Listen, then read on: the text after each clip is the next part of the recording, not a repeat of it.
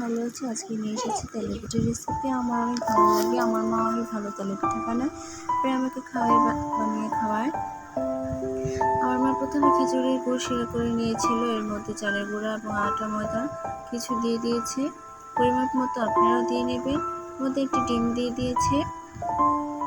ডিম দিলে তেলে পিঠাটা ভালো ফুলে এবং তুলতুলে হয়।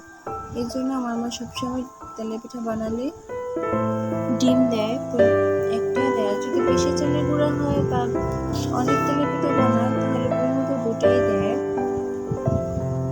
এখানে আমার মা আস্তে আস্তে করে মতে নিয়েছে, একেবারে পুরোপুরি পানি দেয় নাই, একটু একটু করে পানি দিয়েছে।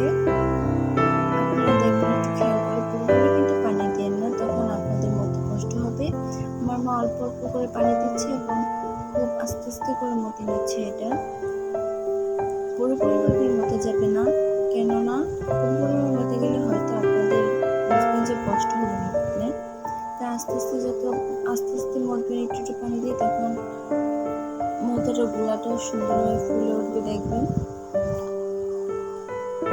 এবং পিঠাটাও খুব সুন্দর হবে, সুন্দর হয়ে ফুলবে, খেতেও নরম হবে, ভিতরেও সুন্দরভাবে খোলাসা হবে না। তেল যখন গরম হবে এবং চুলার আঁচটা কমিয়ে দিয়ে আপনারা দিয়ে দেবেন, দেখবেন খুব সুন্দর হয়ে ফুলে উঠবে। এটা অনেকেরই তেলের পিঠা ফুলে না, তবে আল্লাহর রহমতে আমার মা যখন তেলের পিঠা বানায় বা আমি বানাই আমার মার মতন করে, তখন আল্লাহর রহমতে তেলের পিঠা ফুলে।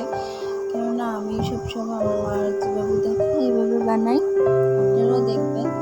তখন একটু হয়ে গেলে উল্টিয়ে দেবেন পিঠাটা, দেখবেন তেমন যেন লাল না হয়, পুড়ে না যায়। আস্তে আস্তে ঘুরিয়ে দেবেন, ঘুরিয়ে দিলে সুন্দর হবে।